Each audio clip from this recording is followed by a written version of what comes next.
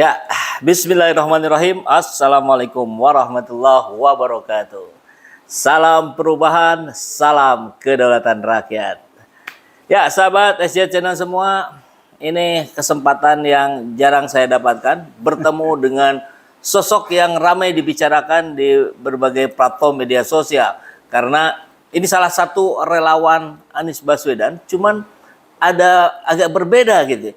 Tentu ketika kita melihat dari latar belakangnya. Jadi kalau sahabat SJ Channel semua melihat thumbnail yang ada di belakang ini, wah ini orangnya ada langsung di sebelah saya. Ervanus Touw ya.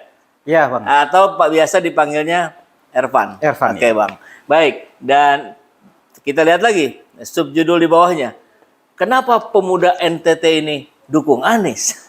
Ya karena kita tahu sebetulnya di wilayah itu bisa dikatakan minim lah ya, minim dukungan terhadap Anies Baswedan. Dan termasuk juga ada subjudulnya lagi yang di bawah. Kita lihat aktivis Katolik melawan stigma. Wah ini luar biasa dan tentu menjadi perhatian kita bersama karena kita tahu seorang Anies Rashid Baswedan dihantam dari mana-mana, dari segala penjuru arah mata angin.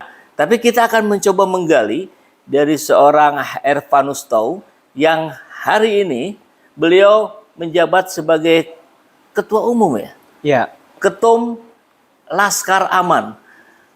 Laskar Angkatan Muda Anies Baswedan. Ya. Ya kita ingin dengar dari latar belakang dari Bang Ervan ini, panggilannya Bang Ervan. Kira-kira Bang gimana nih ceritanya nih? Tiba-tiba muncul Laskar Aman gitu. Ya. Baik, terima kasih Bang Saiful. Ya. Memang pada dasarnya gerakan Laskar Aman ini atau Laskar Angkatan Muda Anies Baswedan itu diinisiasi oleh teman-teman muda Katolik itu. Lalu kemudian dalam gerakan koordinasi diskusi-diskusi kita terpikirkan bahwa memang sebaiknya gerakan ini tidak hanya datang dari teman-teman muda Katolik. Oke. Ya, karena momentum Pilpres ini atau Pilpres ini bukan mencari seorang pemimpin agama, tetapi mencari pemimpin bangsa kita, NKRI. Jadi kalau skopnya terlalu kecil, maka kemungkinan besar gerakannya juga sangat terbatas. Gitu. Maka coba kita diskusi juga dengan teman-teman lain dan ternyata antusias teman-teman di luar sana itu cukup bagus. Sehingga kita memutuskan bahwa relawan ini, Laskar Aman ini tidak hanya untuk teman-teman muda Katolik, tetapi juga teman-teman dari agama lain. Oke. Sehingga kita memutuskan bahwa Laskar Aman ini juga melibatkan ataupun mengakomodir teman-teman dari lintas agama, lintas iman, tetapi juga tidak hanya teman-teman muda. Karena kita buat semacam kriteria di dalamnya, minimal batas 17 tahun dan maksimal 45 tahun gitu. 45 tahun. Waduh. Tetapi lagi-lagi antusias teman-teman cukup bagus, maka kita ya terbuka untuk umum kira-kira jadi 45-nya dinaikin. Gitu. Iya. Maka yang masuk di dalam kelompok relawan ini itu dari lintas iman, lintas generasi, dari berbagai latar belakang gitu. Dan ini kami menunjukkan bahwa memang Pak Anies ini didukung oleh berbagai latar belakang. Iya. Dan ini kita mau tunjukkan bahwa inilah Indonesia.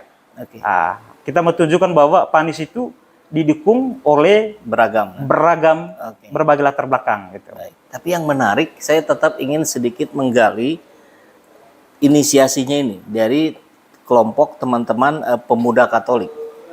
Begitu kan? Inisiasi awalnya ya. Teman-teman ya orang muda Katolik. Orang muda Katolik.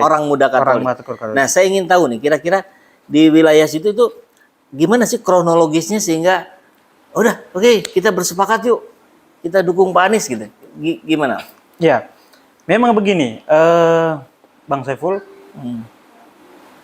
kami itu mendukung tanpa, maksudnya tidak datang dengan sendirinya gitu, tetapi dengan refleksi yang cukup paripurna. Oke. Ya, Saya tambahin dulu sedikit ya. Pertanyaan saya, kenapa gitu kan anak muda Katolik memilih Pak Anies ketika Pak Anies adalah ketika di saat yang sama Pak Anies justru sedang diserang dengan politik identitas, dianggap sebagai representatif dari orang-orang yang radikal, ekstrim kanan dan seterusnya. Ini justru kan kebayang saya begitu ya, diposisikan di sini gitu, ditempatkan di sini, tiba-tiba dukungan muncul dari arah yang seberang gitu.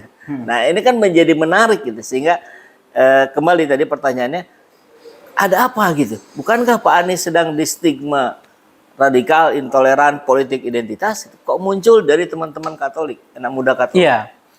Karena memang kita bisa lihat bagaimana beberapa isu ataupun informasi terkait dengan Pak Anies itu sendiri. Semacam pemberitaan ataupun isu bahwa Pak Anies ini adalah pelaku politik identitas dan juga melakukan semacam tindakan diskriminatif, intoleran, kira-kira begitu. Yeah. Dan kami itu kelompok teman-teman ini juga cukup kritis. Jadi kita tidak hanya langsung percaya dengan informasi seperti itu. Iya. Lalu dengan cara jalan keluarnya, solusinya, kita coba mencari tahu informasi ini gitu. Oke. Mencari tahu informasi ini. Dan pada saat Pilkada 2017, saya itu salah satu mungkin ya orang yang dalam tanda kutip benci Pak Anies, kira-kira begitu. Oke. Karena dengan informasi-informasi tersebut gitu. Lalu saya cari jalan dengan mencari tahu informasi ini tentang kebenarannya. Apakah benar atau tidak? Iya. Lalu dalam proses itu saya coba cari informasi, salah satunya melalui teman Pak Anies. Oke. Ya, melalui teman Pak Anies, teman masa kuliahnya Pak Anies. Gitu.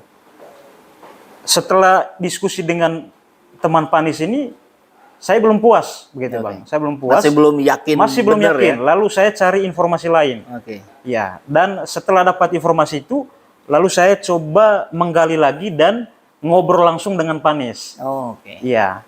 Lalu ketika sebelum kami deklarasi, kami juga datangi Itu Pak Anies. ketemu Pak Anies itu belum memutuskan bikin relawan ya? Sudah. Oh sudah. Sudah Yakin tetapi, itu ya? Tetapi sebelum bikin relawan, sudah lama saya mencari tahu informasi Oke, itu. baik. Kira-kira di 2019. Dari 2019. Iya, mencari tahu tentang informasi-informasi yang kira-kira menyudutkan Pak Anies, kira-kira gitu. Oke. Iya.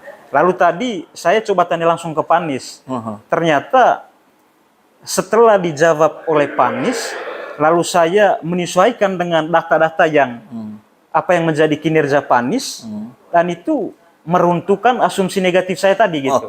Dan itulah yang membuat, yang meyakinkan saya bahwa memang dukungan kita kepada Pak Anies itu adalah tepat, benar. Sehingga memang kami merasa keputusan kami itu adalah sesuatu yang tepat, yang benar, karena framing isu-isu yang dimainkan mungkin oleh kelompok-kelompok tertentu, orang-orang tertentu, itu tidak benar gitu. Iya.